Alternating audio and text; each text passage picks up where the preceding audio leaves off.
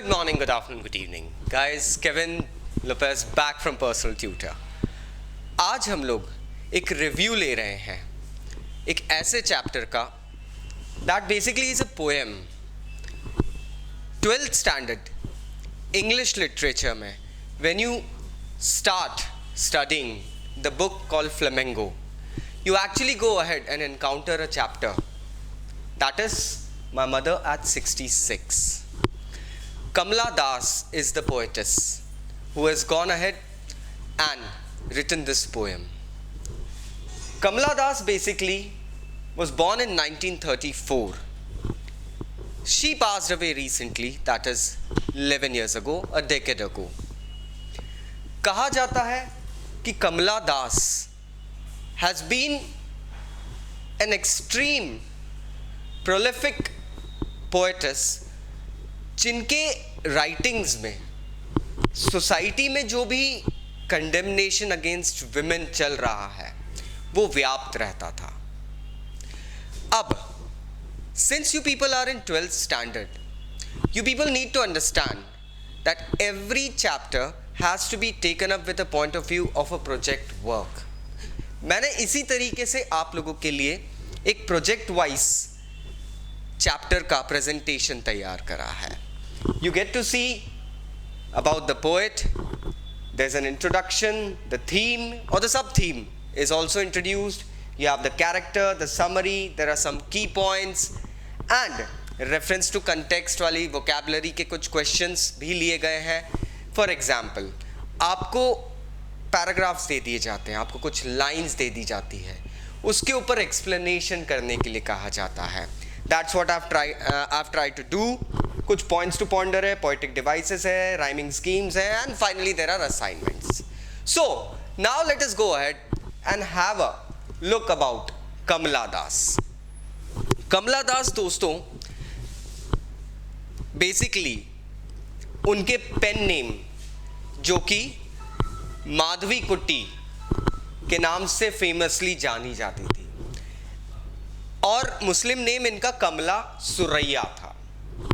अब she was a Malayalam poetess. हालांकि मलयालम और इंग्लिश दोनों में ये अपने पोएटिक डिवाइसेस जनरेट करती थी, बट इनके डिवाइसेस में एक चीज खास थी. She had a mixture of the nativity. कहने का मतलब है कि उनके जो भी लिटरेचर वर्क्स, जो भी लिटरेरी वर्क्स थे, उन वर्क्स के अंदर उनके ज़मीन से जुड़े होने का काफ़ी अंदाज़ा लग जाता था. We come to know about many things that get us connected to the land she lives in. इनके वर्क्स में काफ़ी लैंग्वेजेस में इनके वर्क पब्लिश भी हुए हैं. कुछ वर्क अगर इंग्लिश में हम देखें तो alphabet of lust, that is in 1977, that was published in 1977. ये कुछ शॉर्ट स्टोरीज हैं.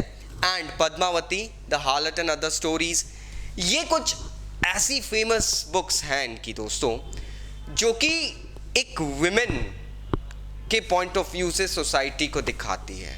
अब ये एक बड़ी बात होती है दोस्तों, क्योंकि विमेन के पॉइंट ऑफ व्यू से सोसाइटी को दिखाना एक ऐसा टॉपिक हो गया है जो कि काफ़ी कंटेजियस हो गया है. लेकिन कुछ समय पहले, कंटेजियस मतलब अब फैल रहा है, जिसे देखो वो कर रहा है ये चीज़. पहले के ज़माने में openly writing about the feelings of women, the wanton desires of a women of a female gender, these things were kind of taboo. मतलब सोसाइटी में खुलेआम इन चीज़ों की बातें नहीं करी जाती थी, पुरुष प्रधान सोसाइटी थी. अब ये जो पोएम है, इनकी राइटिंग स्टाइल जो थी उसी पे आधारित है. Human relationships, feelings of a person, उन चीज़ों के ऊपर टिकी हुई थी. अब मैं इस पोएम के इंट्रोडक्शन में आता हूँ. इस पोएम का अगर हम लोग क्रक्स समझें तो वो है कि कमला दास ने ह्यूमन रिलेशनशिप की कॉम्प्लेक्सिटीज़ बताई है. एक ह्यूमन रिलेशन जो होता है, हम जब किसी से रिश्ता बनाते हैं तो वो रिश्ता काफ़ी ज़्यादा स्टिमुलाइज पे आधारित होता है. There are many factors that ensure that relationship. अब इस पोएम के अंदर हमारी पोएटेस जो है वो अपने मदर के घर को विजिट कर रही है और वहाँ से अब वापस जा रही है. चूँकि she was from a Malayalam background, belong to Kerala, तो यहाँ पे कोचिन एयरपोर्ट बताया गया है. अब she is going towards the Cochin airport and as usual घर में कोई सीनियर अगर होता है वो बच्चों को छोड़ने जाते हैं एयरपोर्ट पे. हम लोग भी हमारे रिलेटिव्स को एयरपोर्ट पे छोड़ने जाते हैं. Remember I used to love going to the airports to just see the planes going off and taking off is the right word and landing down. Kamala Das यहाँ पे जाते जाते अपनी मम्मी के बारे में बताती है दोस्तों. उनकी मदर जो थी बालमणि अम्मा, she died in 2004. Now can you just imagine, Kamala Das passed away in 2009. Balmani Amma basically 2004 में पास हो रही है. You can just imagine how ripe she was. Ripe मतलब उनकी एज कितनी हो चली होगी जब उनकी डेथ हुई है. कमला दास एयरपोर्ट जाते जाते अपनी मदर के बारे में सोचने लगती है कि एक ऐसा टाइम आने वाला है जो कि एक इनएविटेबल ट्रुथ को फेस करवा देगा. दोस्तों वो ट्रुथ ये है कि it doesn't matter we have a family or not. One thing is for sure that we definitely have had parents. और एक सच्चाई ये होती है कि एक ना एक दिन हमारे पेरेंट्स हमसे दूर जाएंगे. They'll go to their heavenly abode. कमला दास इस सच्चाई, इस उधेड़बुन को एक्सेप्ट तो कर रही है, लेकिन उनका मन इन चीज़ों को मानने के लिए तैयार नहीं है कि एक ना एक दिन मेरी माँ she'll pass away. कमला दास अपनी एक्सप्रेशंस को थोड़ा सा सप्रेस करने की कोशिश कर रही है, अपने पेन को सप्रेस करने की कोशिश कर रही है दोस्तों.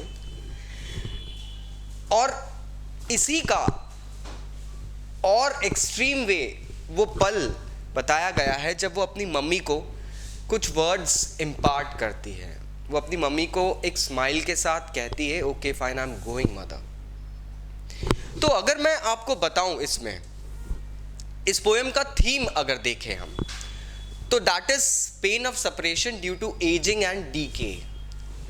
थीम ये है कि एक पर्सन अपने पेरेंट्स से, जाहिर सी बात है, व्हेन यू ग्रो अप आप अपने फ्यूचर के लिए, अपने करियर के लिए कहीं ना कहीं अपने घर से कहीं और निकलते हैं.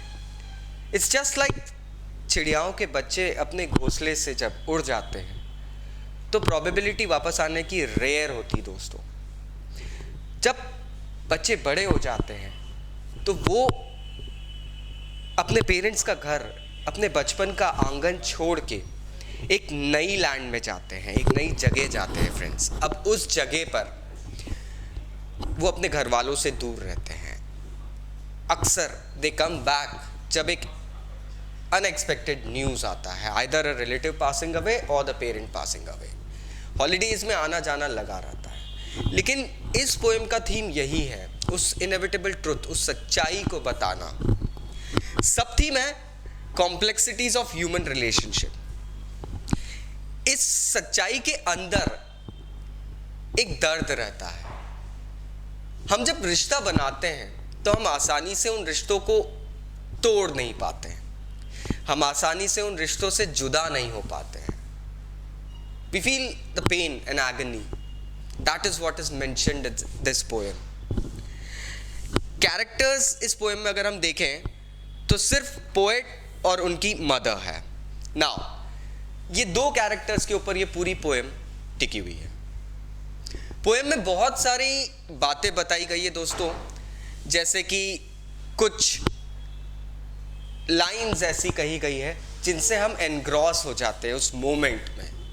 If you just go and see, Driving from my parents' home to Cochin last Friday morning, I saw my mother beside me. मैं जब अपने मदर के घर से कोचिन एयरपोर्ट की तरफ जा रही थी तो मेरी माँ मेरे साथ कार में बैठी हुई थी. Toes open mouthed like a her face ashen like that of a corpse, and realized with pain that she was as old as she looked. मेरी मम्मी एज के कारण, थकान के कारण, ऑथर बता रही है, उनको एक झपकी लग गई थी, एक नींद सी आ गई थी. लेकिन वो जिस तरीके से सोई हुई थी, काम करके, एज के कारण थक गई थी. She was sleeping like agape. She had a mouth agape. उनका मुंह खुला हुआ था and she was just sleeping. लेकिन मैंने उनके चेहरे में एक इम्पॉर्टेंट बात नोटिस करी. उनके चेहरे पे अब वो चाम नहीं थी. Her face ashen like that of a corpse. उनके चेहरे पे अब वो जिंदगी का चाम नहीं दिख रहा था. She was looking like a dead body. And तब मैंने एक चीज़ रियलाइज करी कि अब मेरी माँ बूढ़ी हो चली है.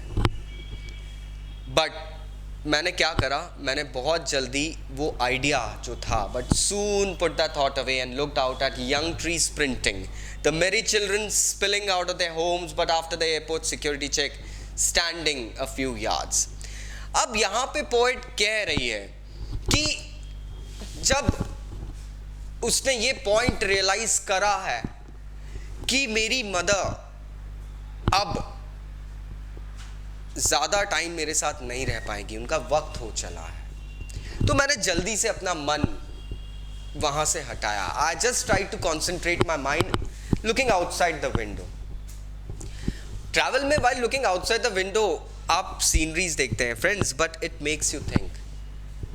Your mind suddenly encounters many stimulise. अब होता यह है कि उन स्टिमुलाइज के कारण आप सडनली अपना माइंड डाइवर्ट करते हैं. तो यहाँ पे पोएट बता रही है कि उसको एक अलग पीओवी पॉइंट ऑफ व्यू दिख रहा है. उसको दिख रहे हैं बच्चे खेलते हुए. Remember her mother is old. Contradiction बताया गया है. बच्चे, यंग जनरेशन दिख रही है. एक लाइफ की साइकिल, एक ट्री स्प्रिंट, पेड़ों में नई पत्तियां उग रही है, छोटे छोटे घास के पौधे उग रहे हैं, घास दिख रही है. तो एक लाइफ साइकिल दिख रही है यहाँ पे.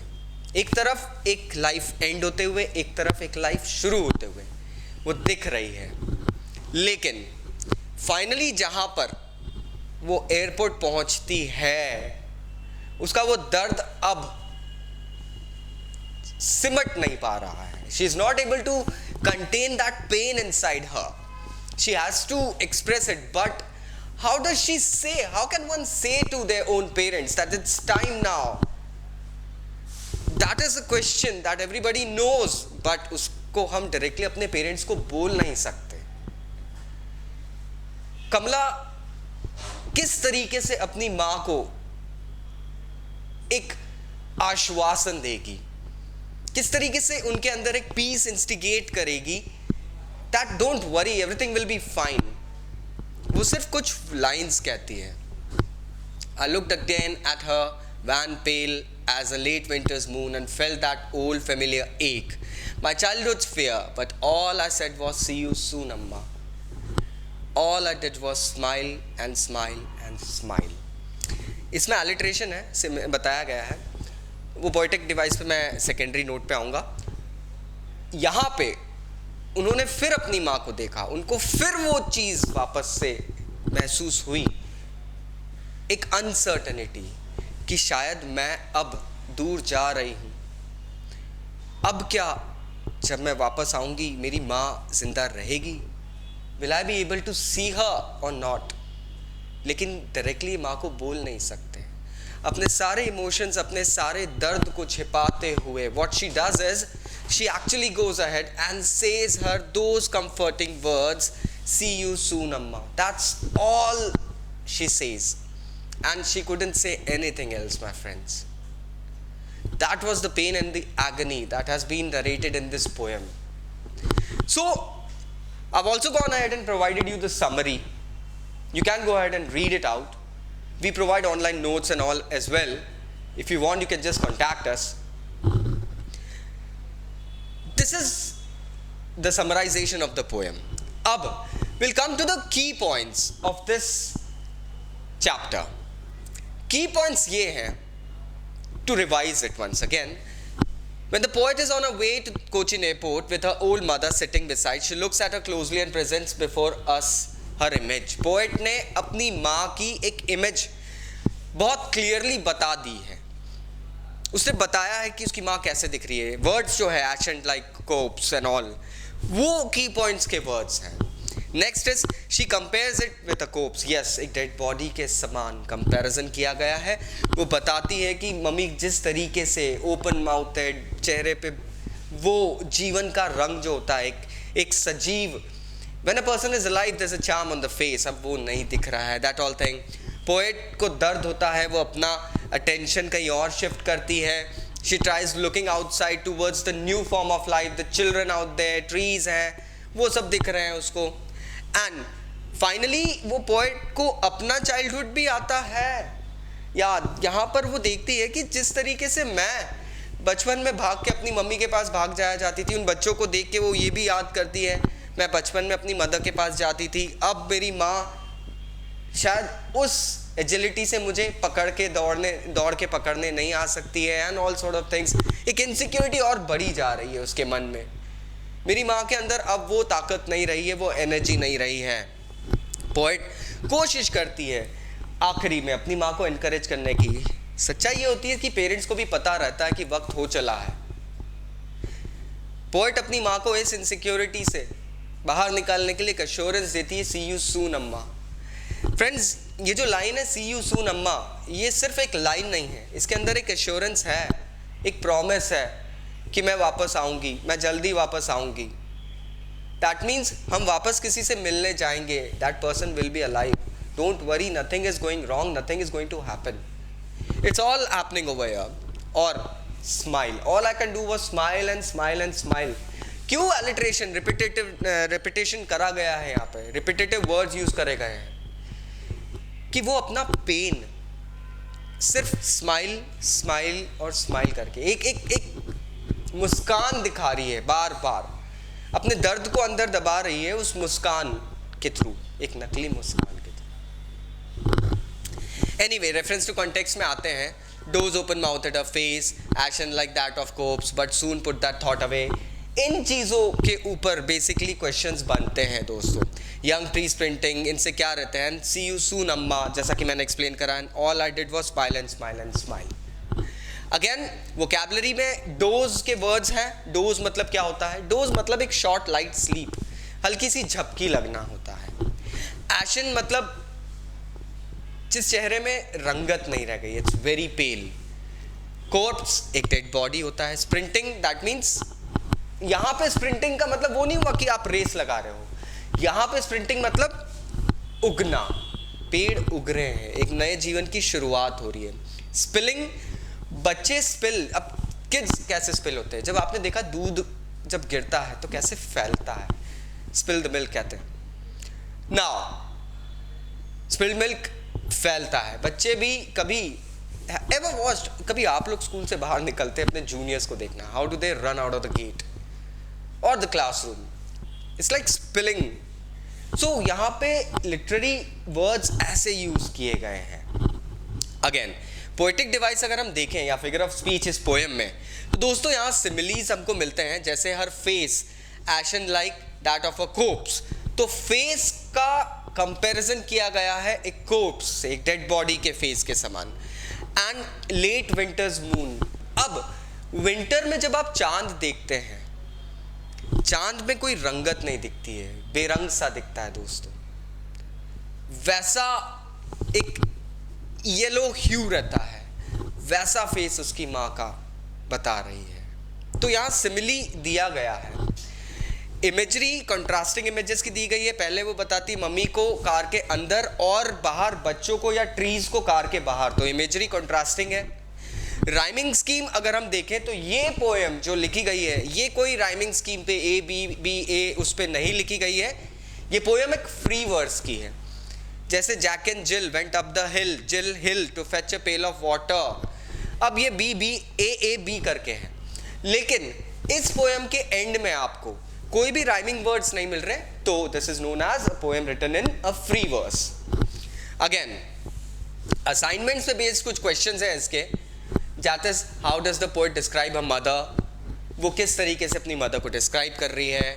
What do you infer from those and open mouthed. आप किस तरीके से आप अपने वर्ड्स में डिस्क्राइब करिए. What do you think that means from those and mouthed. Why does the poet compare a mother to a corpse. क्यों compare कर रही है. How old was the poet's mother. She was very old. Age बताई गई है यहाँ पे 66. Which thought does the poet refer to and why did she put her thought away. क्या thought आया था और उन्होंने वो ख्याल क्यों अलग कर दिया. Why are the young trees described as sprinting. पेड़ों को उगता हुआ क्यों बताया गया है. Why has the thought of image of merry children spilling out of their homes. ये क्यों. Why has she gone ahead and बच्चों की spilling की वाली इमेज क्यों बताई है. As I said, what are the thoughts of the poet as she is driving from her parents home to the airport. questions examination के basis से, ये examination basis के questions है दोस्तों जो कि usually आते रहते हैं. and finally there are a few questions. mention the poetic device used in the poem. so we know that this is a poem that is written in a free verse. so this was my review from personal tutor about this poem prepared for you guys. Still अगर कोई doubts है तो नीचे comment box में comment करना बिल्कुल मत भूलना. So thank you again for joining this session. This is Kevin. I will see you again in the next video in the next chapter. Take care.